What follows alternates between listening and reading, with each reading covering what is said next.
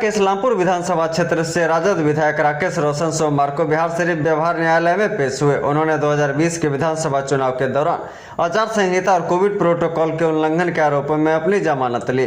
राकेश रोशन ने मीडिया से बातचीत में कहा कि उस समय सरकार ने विपक्ष के नेताओं को बेवजह परेशान करने के लिए मामला दर्ज कराया था। उनका आरोप है कि सरकार को डर था कि चुनाव में विपक्षी दलों की जीत संभव है, इसलिए उनके खिलाफ मुकदमा कर उन्हें बाधित करने की कोशिश की गई। विधायक राकेश रोशन ने कहा कि सरकार द्वारा लगाए गए आरोप बेबुनियाद थे। हम न्यायालय के आदेश का पालन करते हुए आज पेश हुए और जमानत लिए। हमारे खिलाफ आरोपों का गठन हो चुका है और अब न्यायालय में मुकदमा चलेगा, जिसका हम डटकर सामना करेंगे।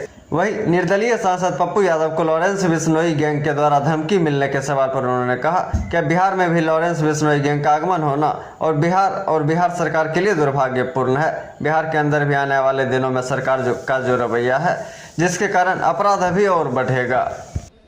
देखिए, पिछले विधानसभा का जो चुनाव हो रहा था 2020 में, उसमें हमारे ऊपर एक आचार संहिता का उल्लंघन का मुकदमा किया गया था और आरोप लगाया गया था कि कोविड के प्रोटोकॉल का हमने उल्लंघन किया और एक बड़ी सभा की, जिसके वजह से आचार संहिता उल्लंघन का और कोविड प्रोटोकॉल का उल्लंघन का हमारे खिलाफ मुकदमा दर्ज हुआ था। आज उसी में मैं न्यायालय में उपस्थित होकर के जमानत लिया हूं और ऐसे ये जो मुकदमा था, सरकार के द्वारा हमको बेवजह फंसाया गया था, क्योंकि हम लोग विपक्ष के लोग थे और सरकार को ये डर था कि वहाँ पे लड़ाई में ये हैं, चुनाव जीत सकते हैं, इसलिए मुकदमा करके इनको अपने कामों में बाधा उत्पन्न किया जाए। इसी के वजह से हम पर मुकदमा किया गया था।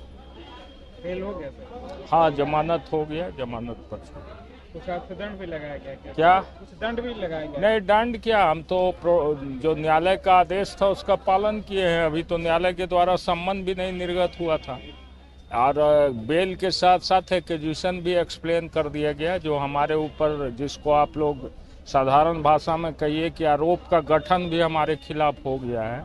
अब बाकी न्यायालय में मुकदमा चलेगा, उसको हम लोग फेस करेंगे।